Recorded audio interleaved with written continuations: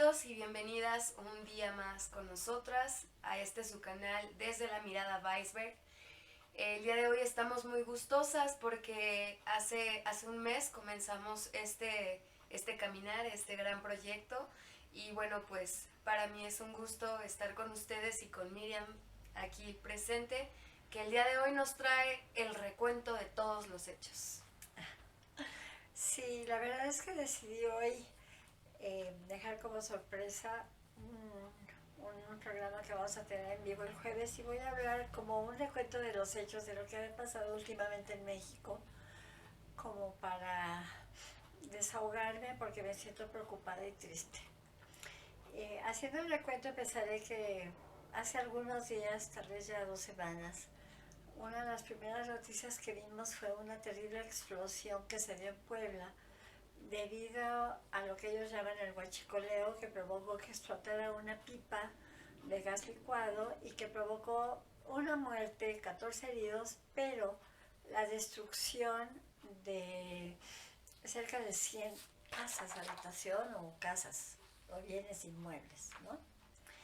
Eso fue uno. Segundo, eh, hemos hablado de la revocación de mandato y con respecto a eso, el INE tuvo que aceptar la imposición del Tribunal Electoral de que se permita y que se acepte boletas recibidas a través de las aplicaciones de internet, etcétera, etcétera, que a mí me parece que es inconstitucional, pero en fin, son apreciaciones personales.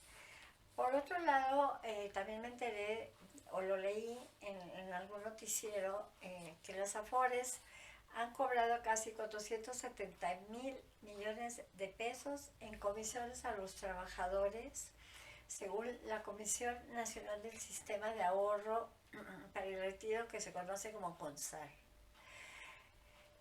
Otro dato importante que me parece interesante mencionar es que México ocupa el tercer lugar en la solicitud de asilo en el mundo.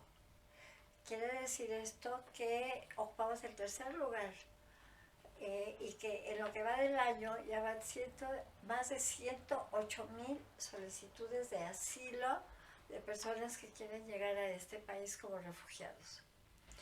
También me pareció interesante mencionar, después de tanto rollo y tanto escándalo de la reforma eléctrica y de lo que nos va a beneficiar, sí o no, etcétera, deciden que se posponga la iniciativa, que el Congreso de la Unión la posponga su tratamiento. Primero dijeron hasta abril, tal vez el 15 de abril de 2022. Lo último es que a lo mejor se va hasta septiembre del 2022.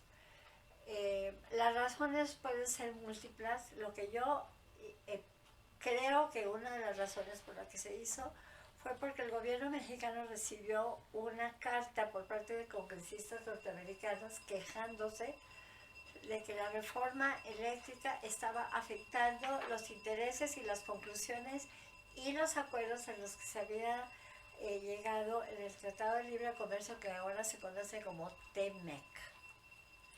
También otro evento importantísimo es que por fin Lozoya ya está en prisión, lo que se conoce como prisión preventiva. Y se supone que ahora sí está en prisión preventiva, porque ahora sí el fiscal dio la instrucción, digamos, o la orden de su detención. Se supone que la prisión preventiva se le llama así ante la posibilidad de un sospechoso de delito pueda huir del país, y a mí me bota de la risa porque resulta que el señor huyó del país. Lo encontraron en España, lo acusaron de toda una serie de delitos y entonces él se convierte en lo que yo llamo testigo protegido y entonces se lo traen a México literalmente con las mejores condiciones, casi como si hubiera sido Evo Morales. Le mandaron un avión, lo trajeron a México y llega al aeropuerto y resulta que se siente mal y no va a prisión, sino que se va al Ángeles del Pedregal porque tenía reflujo. O sea, señores, el reflujo se cura con omeprazol, no con hospitalización, pero bueno. Luego se queda detenido, da una declaración ante el juez, así como yo estoy ante ustedes en anticámaras, él también.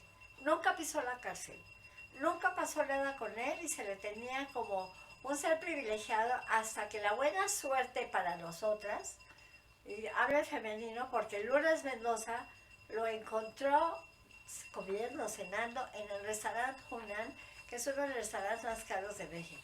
Eso sí, con su famoso, ¿cómo se llama? Brazalete electrónico para que no se huya, pero pues sí se huyó al Hunan. En fin. Se supone que una vez que fue apresado, también al mismo tiempo sus abogados defensores pidieron que se les dé otra prórroga para la presentación de pruebas y entonces aquí sí el juez ya dijo, bueno ya, el 3 de diciembre es la última fecha para que presente sus pruebas en las que acusa a 17 personas por haber aceptado sobornos de Odebrecht, que a él lo forzaron a que diera aceptar ese dinero para sobornar, ya se hablará del asunto en otro momento. Por otro lado, ustedes saben que se está llevando a cabo desde el domingo 31 de octubre la reunión sobre el clima, ¿cómo se llama? La COP26, que es el cambio climático, y resulta que uno de los resultados tiene que ver con la reforestación. Entonces el señor López Obrador decide declarar en una de sus famosas mañaneras que eso se basó en que él creó el programa social llamado Sembrando Vidas. O sea, si López Obrador al mundo, no sé qué hubiera hecho. Perdón, pero estoy enojada. Otro tema que me parece importante es que está la iniciativa del proyecto de presupuesto para el 2022, que ya fue aceptado la iniciativa, tanto los diputados como los senadores. Ahora regresa a que ya se corrobore y el resultado parece ser que están afectando los intereses de 15 estados de la República. Yo todavía no tengo el dato del porcentaje que se les ha disminuido su presupuesto. Como ustedes todos saben, o deberían saber, los estados de la República reciben la mayor parte de sus recursos a través de la federación. Es decir, todos los ingresos que cada estado obtiene se los entrega a la federación, a la Secretaría de Hacienda. Y ya posteriormente la Secretaría de Hacienda o el gobierno o el Congreso de la Unión al definir el presupuesto de egresos de la federación decide de esos recursos que recibieron de los estados cuánto se les van a entregar. Y por último, bueno, no por último, pero también una cosa que me impresionó muchísimo y que esto fue recién, hace no sé, tal vez 4 o 5 días, es que leí en el Reforma que el señor López Obrador decidió que se va a formar una empresa militar con el pretexto de que así se va a evitar la privatización y con ello evitar la corrupción que normalmente lleva a cabo la iniciativa privada. Es decir, los empresarios son unos malditos y todo el sector público son los altos valores. Lo que a mí me preocupa de esta famosa empresa militar es que supuestamente se va a encargar de las obras federales, entre las que están obviamente el aeropuerto de Santa Lucía, Dos Bocas, el tren, ¿cómo se llama? Maya, etcétera. Y además de que la Secretaría de Marina, como ustedes ya saben también, maneja ya los puertos de todo el país y resulta que todos los beneficios, las ganancias que se obtengan de todo esto, el 75% va a ser para la Secretaría de la Defensa y la Secretaría de Marina y el 25% restante va a ser para beneficiar, yo entre ellos, a los jubilados y pensionados del ISSSTE.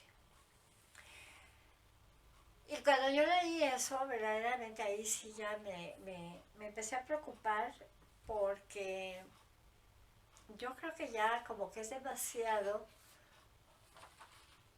no sé si llamarlo obvio, o a lo mejor yo estoy teniendo delirios mentales y me sorprendo de que se le esté dando tanto apoyo al ejército y a las fuerzas navales.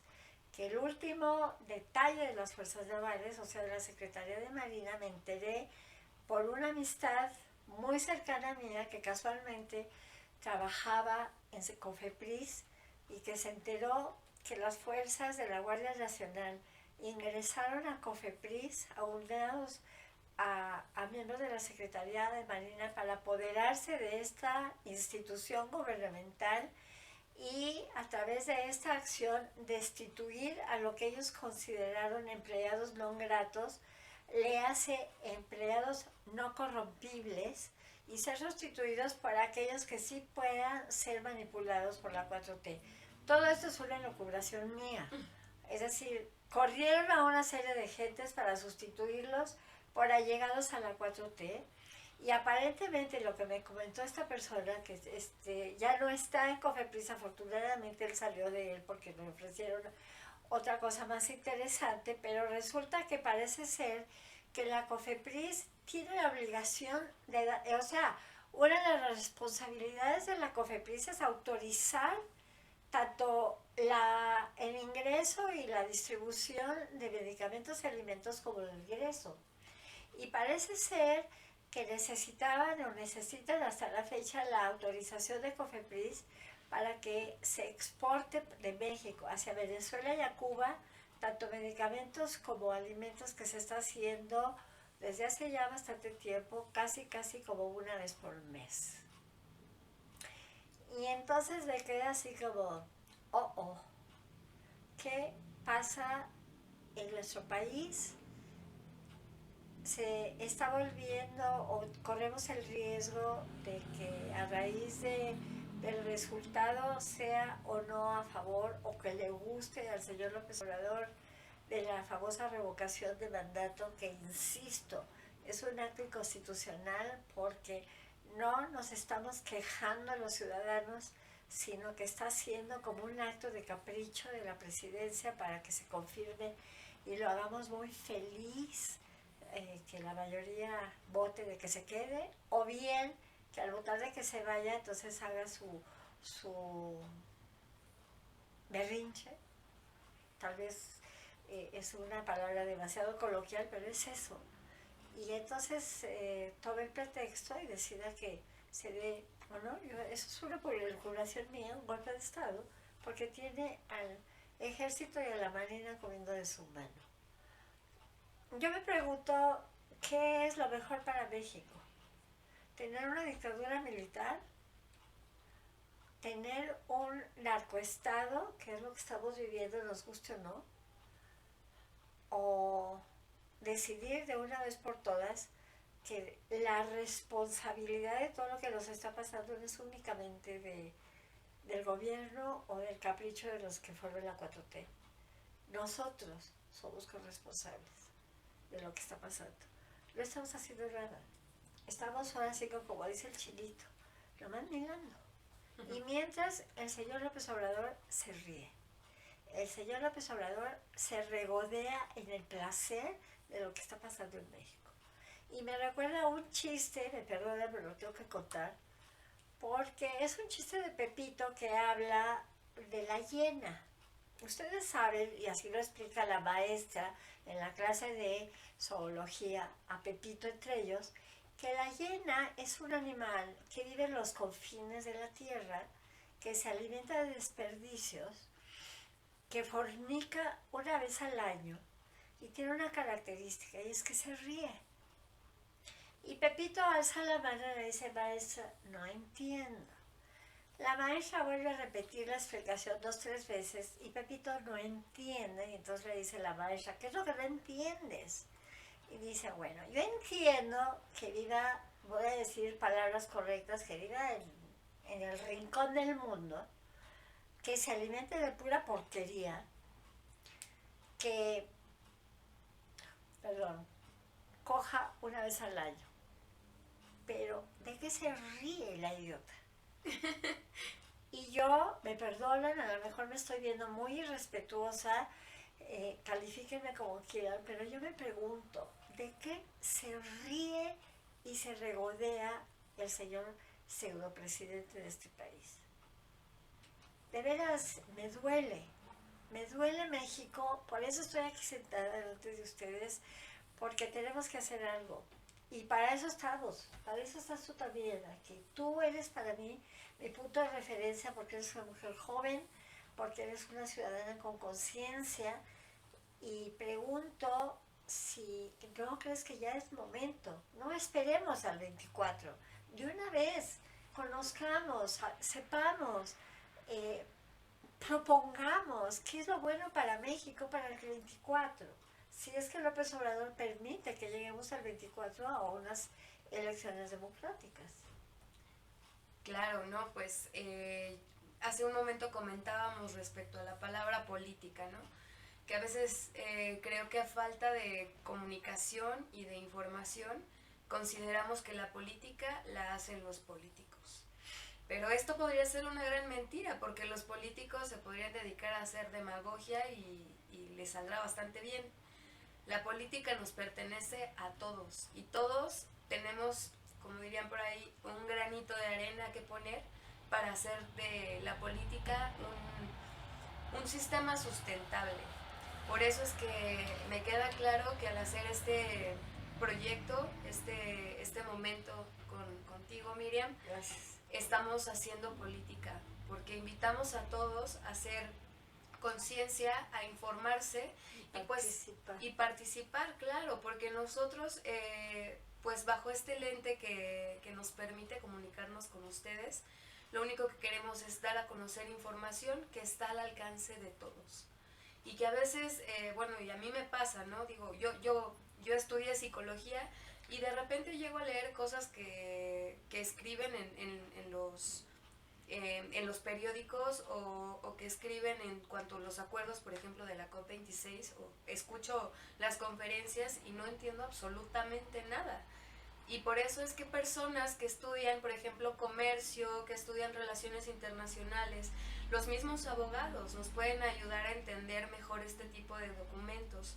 Este es solo una llamada una invitación pública a todas nuestras sociedades a volvernos más colectivos, a hacer política y a compartir de lo que somos para que lleguemos a un 2024 más informados.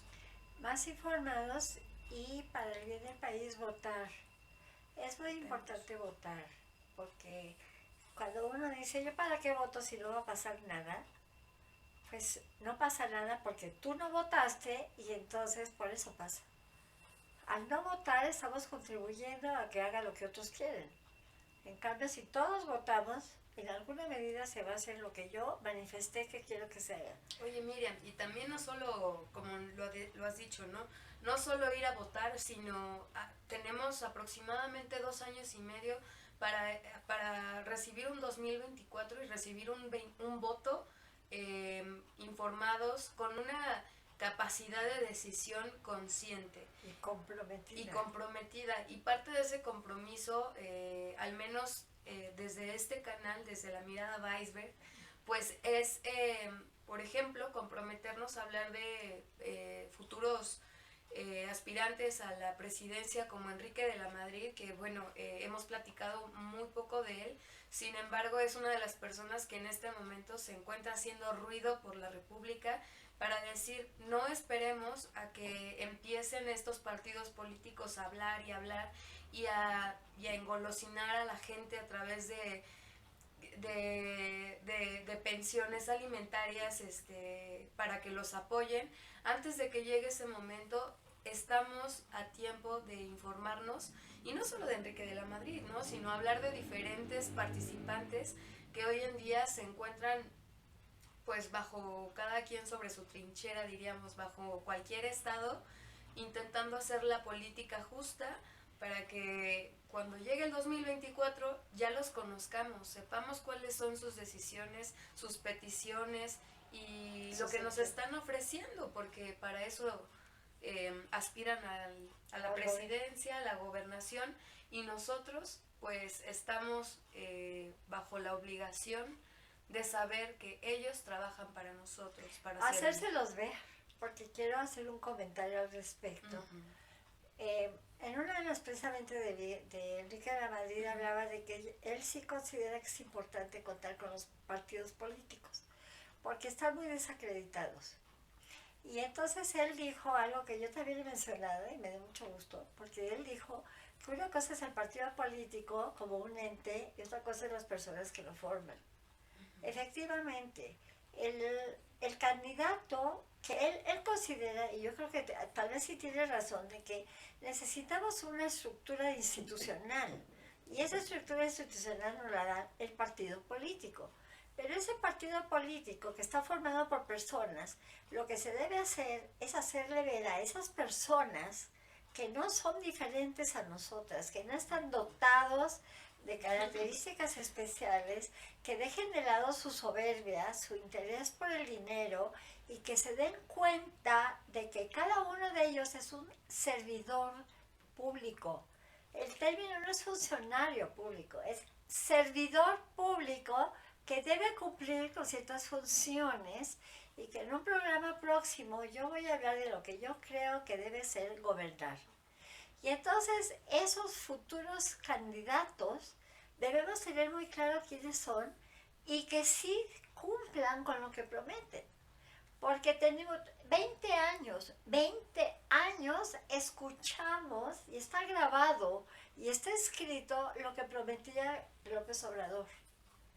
¿Sí? Díganme una sola de las promesas que hizo si lo está cumpliendo. Ahora todos los periodistas y analistas que opinan y que se sienten que saben, etcétera, hablan en contra del López Obrador y enlistan todo lo que ha hecho mal, etcétera. En primer lugar, al hacerlo, siguen haciéndole publicidad, ya, basta. Pero en segundo lugar, yo soy una persona común y corriente que me inquieta y me interesa leer, analizar y conocer. Y compartir, ¿eh? Y compartir. Bueno, yo no soy ningún genio. Entonces, si yo hace más de 6 años sabía perfectamente quién era este señor López Obrador, ¿cómo es que no lo sabían estos genios de la opinión pública? ¿Por qué ahorita sí hablan lo que debieron haber dicho hace 4 años? Y entonces decidir nosotros si votamos por eso o no. ¿Sí? Lo supimos. ¿No quisimos verlo? No nos quejemos. No nos quejemos.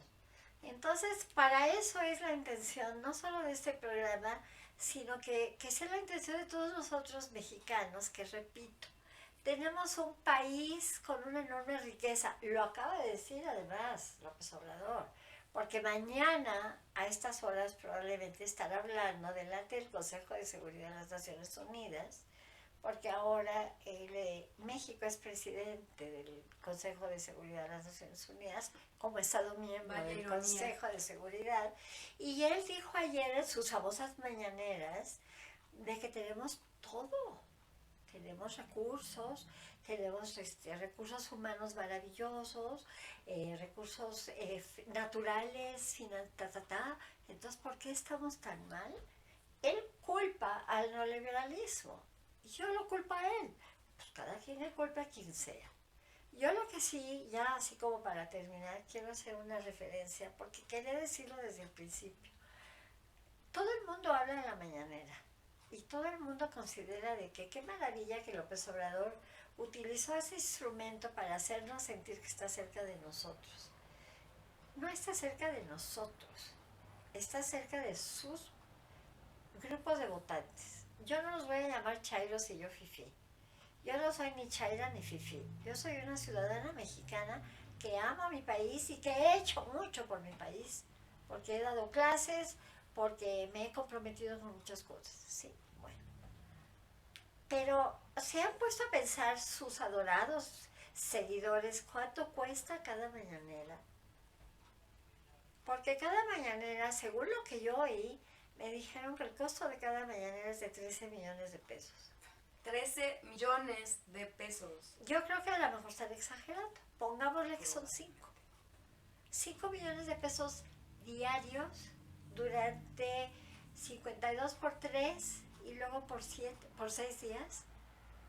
Calculen, ese dinero lo necesitamos para escuchar al observador. Y los niños con cáncer y los que se han muerto por el COVID porque no se hizo nada. Y las mujeres que dan a luz en la calle porque no se les da atención, porque pues, últimamente la mujer ¿para qué sirve? Para parir y ya, según él. Ah, no, es que además no sé si oyeron.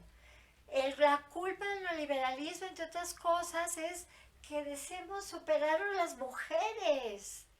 El liberalismo ha provocado el feminismo, ha provocado la ecología y además la defensa de los derechos humanos. Eso ha provocado el neoliberalismo. Lo dijo en otra de sus brillantes mañaneras. Entonces yo estoy aquí como producto del neoliberalismo, defendiéndome como mujer, defendiéndome porque me preocupa el cambio ambiental y defendiéndome porque tengo el derecho humano de expresarme con libertad porque vivo en un país libre y soberano. Wow, no, pues me dejas sin palabras, Miriam, pues tienes toda la razón. Creo que no, que todos tenemos derecho a expresarnos y que el único que ha tenido bastante el foco bien prendido ha sido nuestro presidente en este instante. Y pues yo diría, ¿no? Que es bueno, hay que aceptar, por un lado es bueno aceptar que es de los pocos presidentes que ha mantenido esta interacción y otra vez interacción entre su pueblo. Pero, con su pueblo, ¿no? Pero yo diría, ¿de verdad es tan necesario hablar todos los días? ¿Y de qué manera él habló desde que inició su gobernatura? Mandato. Desde su mandato, él dijo que quería que tanto las escuelas como diferentes instancias fueran austeras o fueran más eficientes a través de un mejor uso de los recursos. Y yo me pregunto, si él utilizara estas mañaneras mejor o una manera más eficaz, pues creo que ese dinero podría ir a muchos lugares, principalmente la educación. Sí. Y también, volviendo a lo austero, él alardea de austeridad. Si él verdaderamente fuera austero, ¿por qué se cambió de Los Pinos a Palacio Nacional? Él argumenta que está que le adaptaron como un pequeño suite o departamentito dentro de Palacio Nacional. Supongamos, creámosle, es cierto. Entonces, ¿por qué lo graban en los pasillos con lámparas de cristal cortado, muebles del siglo XIX? ¿Por qué no lo graban en su departamentito que le adaptaron para vivir en Palacio Nacional? O sea, yo creo que una esencia del ser humano, sobre todo si quiere convertirse en líder de un país, es ser congruente y pregonar con el ejemplo. Yo no puedo decirle a nadie que sea honesto si yo no lo soy. Yo no puedo decirle a nadie que se comprometa si no lo soy. Y yo no puedo decirle a nadie que haga lo que yo no hago. Y no lo digo nada más por él, lo digo por toda la gente que lo rodea y que repite como títeres. Me dio una pena oír a la señora Sheinbaum diciendo no mentir, no robar y no traicionar. Palabras del señor López Obrador en una mujer, o sea, femenino, ¿no? ¿Por qué? Porque quiere ser presidenta de México. No porque verdaderamente crea que eso es la verdad, porque además no es cierto. Sí mienten, sí roban y eso consecuentemente traicionan, nos traicionan. Yo no quería seguir hablando mal de López Obrador. Yo lo que quiero, la intención de este programa, que sea informarles de todo lo bueno que hay en este país, en los mexicanos y lo que se ha hecho y lo que se puede ir haciendo hacia adelante. Pero pues ni modo, si tenemos una realidad delante de nosotros, tal vez en mi caso más lejos porque mi nariz es muy larga, pero caray, caray, está en nuestras manos.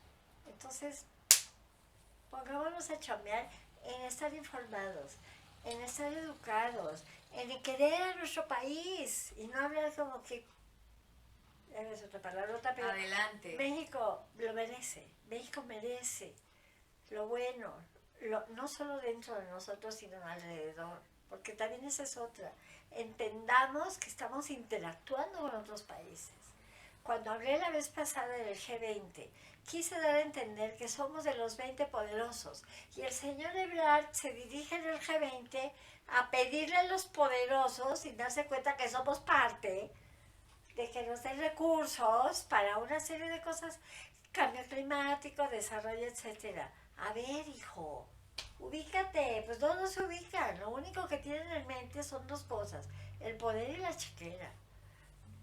Así no se puede gobernar un país.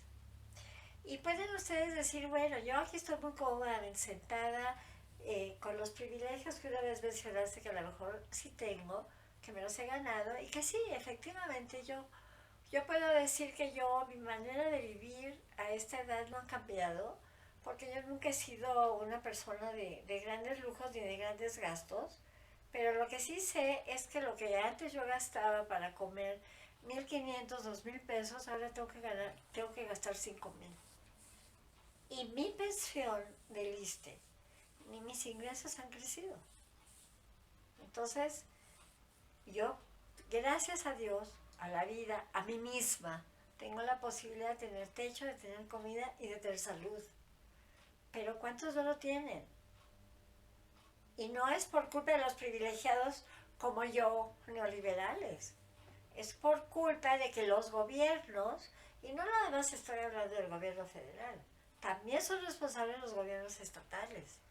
Es decir, ¿por qué el poder es nada más para el ego de cada quien? ¿Por qué verdaderamente no de veras usan el poder para el bien de los demás? ¿Qué pierden? Sí pueden hacerse ricos, pero también ayudan a los demás. Es que no lo entiendo. Se ha mencionado varias veces que una de las frases más populares del subcomandante Marcos es mandar obedeciendo, y no hay duda de que lo que él hizo en su momento fue un liderazgo auténtico y brillante, sea el camino que sea que haya tomado en cuanto al tema del liderazgo. Me gustaría agregar que, de acuerdo con los gobiernos socialistas de los pueblos anahuacas, es un libro de nuestro gran doctor Romero Vargas Iturbide. Él dice que en México, para que alguien gobernara, primeramente tenía que, o sea, la mayoría de las personas en el país tenían una fe clara, porque esta persona había crecido con todos y que sus logros habían sido evidentes como para que esta persona tuviera el poder. Y dos, el consejo del presidente se dividía en dos, como hoy en día, entre los legisladores y la Cámara del Ejecutivo y Legislativo. Sucedía similar, sin embargo este consejo se manejaba por hombres y por mujeres, la misma cantidad de personas. Y el Tlactuani, o la persona que se encontraba como presidente, no tomaba las decisiones. Tenía que escuchar al consejo que tomaba las decisiones para después poder ser él el que daba la palabra al pueblo, a las sociedades. Entonces, presidente, ¿qué está haciendo usted para escuchar a sus allegados? ¿Y qué están haciendo sus allegados para escuchar a las sociedades? Para que sean escuchados por el presidente. Ella tiene 27 años. Ella es parte de la juventud mexicana que va a tener en unos 5, 10, 15 años las riendas del poder en la mano.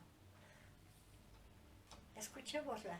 Para eso estoy también yo aquí, para escuchar a los jóvenes, porque ellos tienen otro punto de vista tan válido como el mío de hace 70 y tantos años.